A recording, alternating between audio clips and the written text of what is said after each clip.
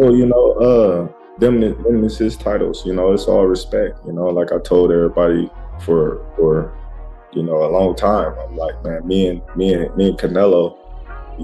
I got a ton of respect for Canelo.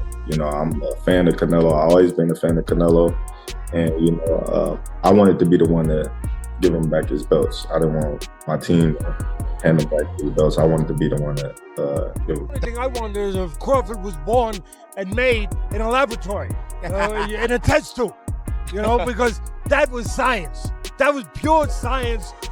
No.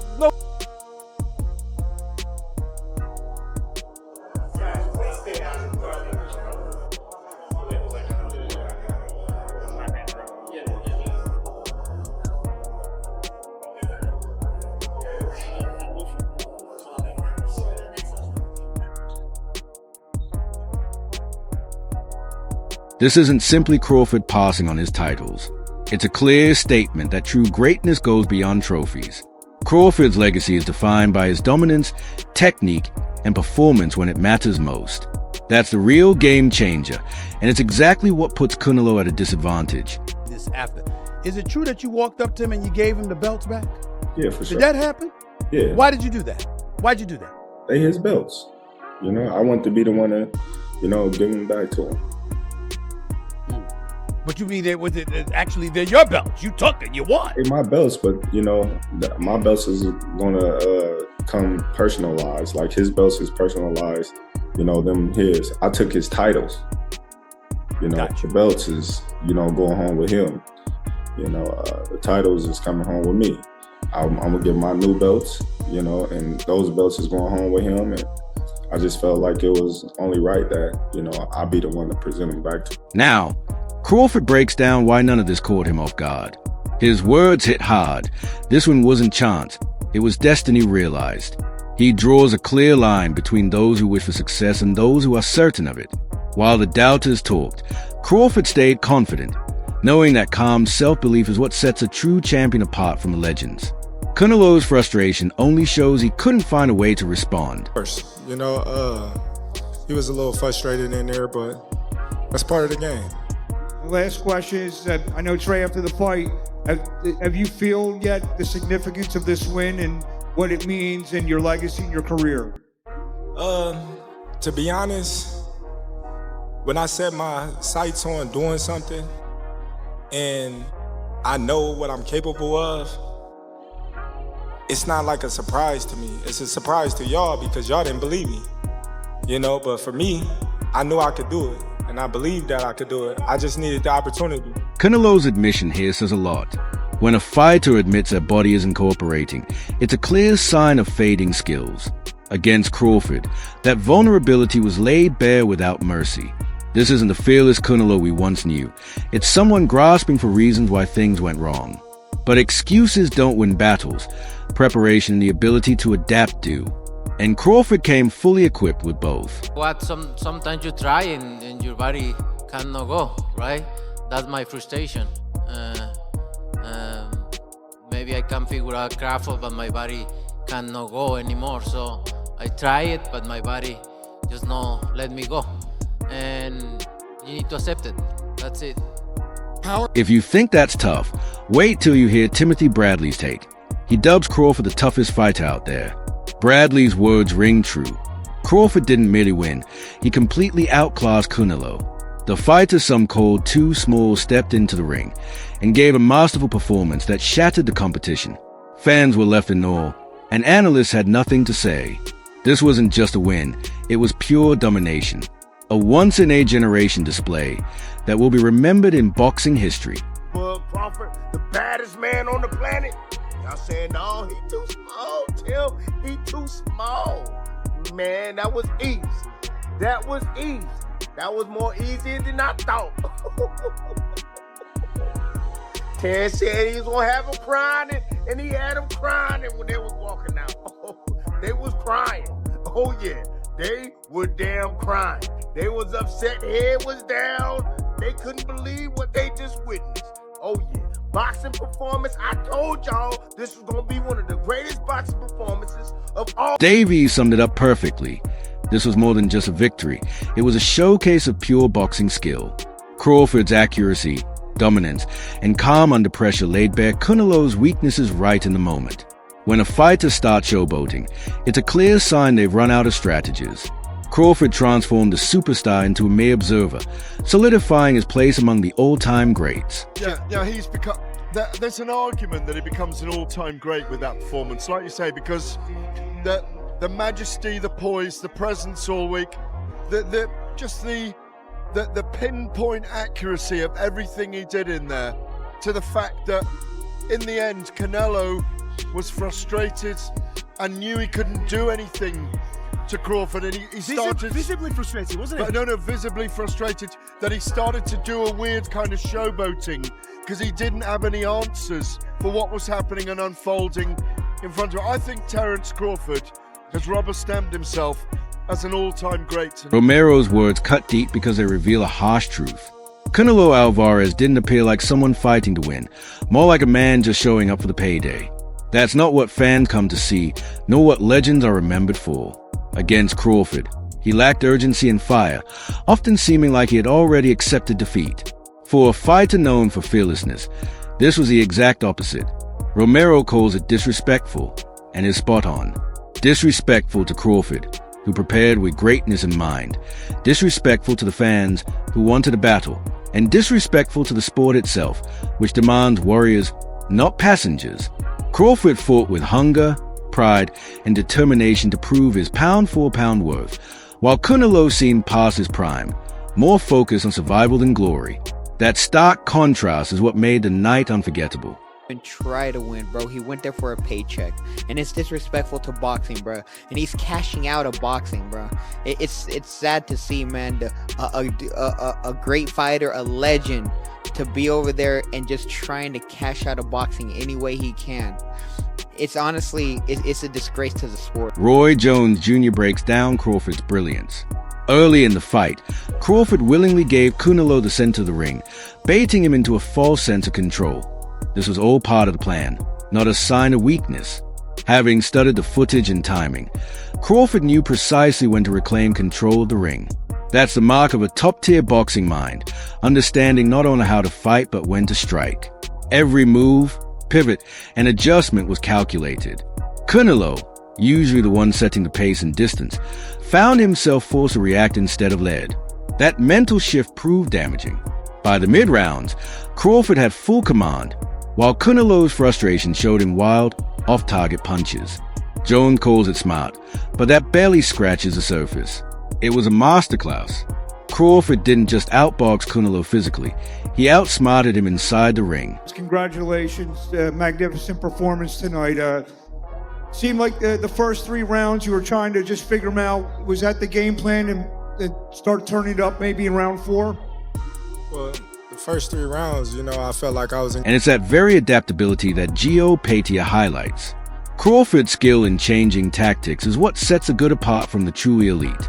Oataya nails what makes Crawford so formidable, his versatility. While many fighters stick to a single style, Crawford brings a full arsenal. He can fight southpaw, switch to orthodox, defend from a back foot, or press forward when the moment calls for it. Against Canelo, we witness it all. 1 minute, he was patient, drawing Canelo in. The next, he unleashed sharp combinations that connected cleanly. That's why Opatia had him clearly ahead on points. It was never close. Boxing is a science of adjustments, and Crawford demonstrated mastery in every aspect. Having the tools is one thing, knowing when and how to deploy them is another. That's what elevates fighters from good to great and great to legendary. On that night, Crawford wasn't just versatile, he was untouchable. Every move was deliberate, every stance changed a strategic weapon. This adaptability defines what it means to be pound-for-pound number 1. On points, bro, crazy. How did you have it? I had him up, bro, convincingly. Is he awesome fight. Hey, science of the sport. This guy adapts. I knew it. How did you know he was going to win? Why? He's got too much ammunition. He's southpaw, orthodox, on the back foot. That's what changes good from great, is knowing how to adapt. Back foot, front foot. Clarissa Shields' insight carries significant weight. As an undisputed champion herself, she knows what it truly takes to reach the top of boxing. Her perspective draws a clear line between hype and reality. While fans and analysts questioned if Crawford could match Canelo's size, power, and reputation, Shields saw through the noise. She recognized Crawford's technical mastery, calmness under pressure, and relentless killer instinct in every fight. Though she admits to feeling nervous with history on the line, deep down she was confident Crawford had everything needed to succeed. That's respect coming from one champion to another. When champions spot greatness before the world does, it confirms everything we witnessed. Crawford didn't just defeat Canelo, he validated the belief of those who truly understand the sport. Shields' confidence wasn't blind loyalty. It was a keen judgment of a fighter who recognized Crawford's greatness long before the skeptics did. I knew it already. I had been testing the face of boxing because of that. I saw how his body stood about 168. Canelo Alvarez is everything that's good about boxing. They always talk about size. Thank you. Que viva México, cabrones! ¡Ánimo! Now, congrats to Crawford for being the first male to be 3-time undisputed champion. I'm 4-time undisputed, but the first male to do it is Terence Crawford. And against Canelo, oh my!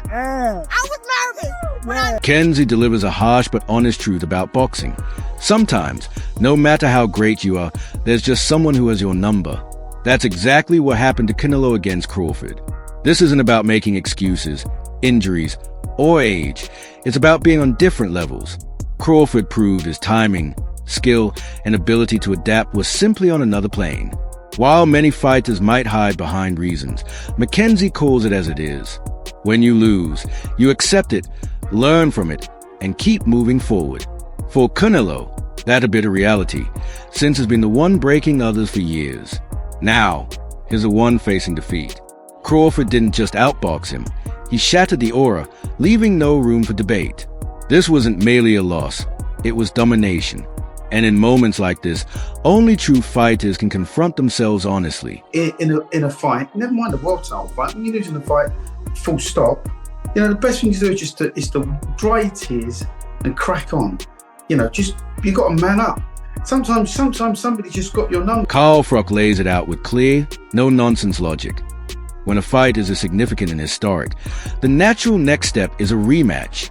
Crawford has firmly established himself at 168 pounds, and honestly, there aren't many high-profile opponents left for him in the division. The lack of blockbuster matchups means the only real option is running it back with Canelo. While there's talk of emerging contenders like Hamza Shiraz, that's not the matchup fans are eager to see right now. The world just watched Crawford dismantle one of boxing's biggest names, and everyone wants to know, can Canelo adapt, or will the result be the same? For Crawford, a rematch is a chance to prove his dominance once and for all. For Canelo, it's about redemption or downfall. That's what makes this showdown so captivating. Two fighters, one aiming to validate his reign, the other fighting to reclaim his legacy. Sometimes, boxing doesn't need new stories. The rematch itself tells the biggest one. It's like the only sensible option, or the only real option, is the rematch. And that's the same for Terence Crawford. Terence Crawford's now 168 pounds. Who does he fight? Who does he go for next? It's difficult. There's no other real big names. I mean, there's a kid in England called Hamza Shiraz who's tapping on the door for something big. And Froch doesn't hold back. Canelo took a tough beating from a fighter moving up from welterweight, a reality that shifts the entire story of his career. So, where does he go from here? Light heavyweight is off the table, with Bivol already having the upper hand. The middleweight and super middleweight divisions don't offer a clear path to redemption either. The fact is, there's only one fight that makes sense for both fighters, the rematch. For Canelo, it's about pride, showing he can still compete at the highest level and quieting those who say it's done. For Crawford, it's about legacy. One win was historic, a second would make him untouchable. Froch is right, the boxing world isn't interested in distractions. It wants closure. The rematch is the only fight that carries the stakes, the money, and the legacy that truly matter. This fight isn't about belts anymore. It's about who truly owns a night. Really, the only fight for both of these guys, Terence Crawford and Canelo Alvarez, is the rematch. Because where does Canelo go from here now? He's got a guy stepping up from welterweight, serving him up a bit of a whooping, because that's what it was. And now he's got, where does he go? He can't really compete up at light heavyweight, because Bivol's done him. The stage is set, and the pressure has never been greater. If Terence Crawford secures another victory, he won't just solidify his spot as a top pound-for-pound fighter. He'll join the ranks of boxing legends. He's a man who stepped up and dominated one of boxing's biggest icons. But if Canelo pulls off an upset in the rematch, the story changes completely. It becomes a tale of redemption, comeback, and resurgence.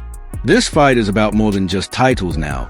It's about pride, legacy, and who truly reigns supreme. Crawford brings sharp strategy, calm under pressure, and fierce determination to close a chapter. Meanwhile, Canelo has to dig deep and prove he still belongs at the top. It's a battle of brilliance versus desperation, inevitability against a last stand. Now, the question is yours. Are you rooting for Crawford to cement his legacy, or do you believe Canelo can create one final miracle?